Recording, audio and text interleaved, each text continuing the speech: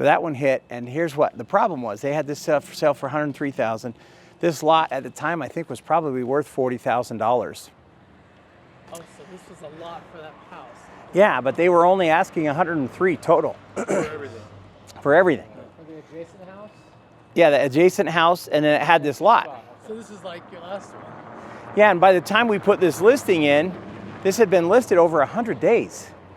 So I called the listing agent and I said, hey, what's going on with this listing? You say it could be 2 lots. I'm looking on the county here and it is 2 lots. There's a lot line here. What do you mean it could be 2 lots?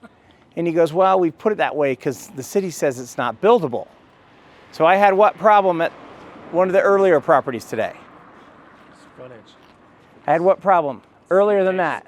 The city told me you can't build on that lot. Yeah. Oh, right. So the city had told the listing agent and all the buyers that had come in, that's not a legal lot, you can't build there. Well, I knew better. So I went and looked, and we used the code to get a lot here. So we bought this house, did a light remodel, sold it, bought it for 103, remodeled it, sold it for 110,000, and probably lost $7,000 or $8,000 on that house.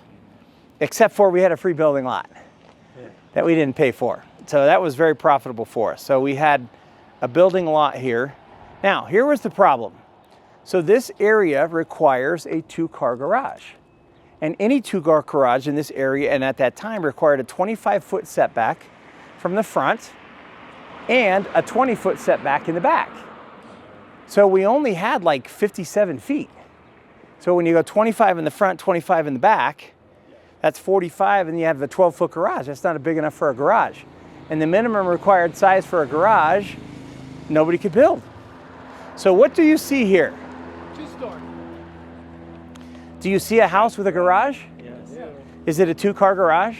Yes. And what you wouldn't know if you went in the backyard is the setback back there is 10 feet instead of 15, and we could have gone to 5. Oh.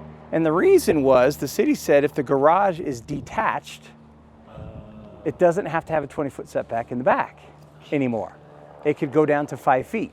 Because now if I'd have been smart and more bold, or smarter and more bold, I would have just said, I don't care if it fits. It's a legal lot. You're required to put together a plan that I can build on. Now, since then, we don't take that for an answer. It doesn't fit the standards, doesn't fit the codes, and my response is what? Make it happen. Too bad. You're the city that allowed this subdivision to happen.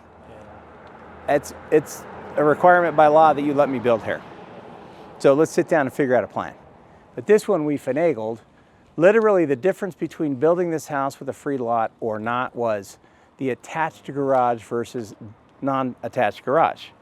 So we didn't, as close as it is, we didn't detach that, or attach that. Does that seem strange to anybody pulling up? You probably didn't even notice. Probably didn't even notice.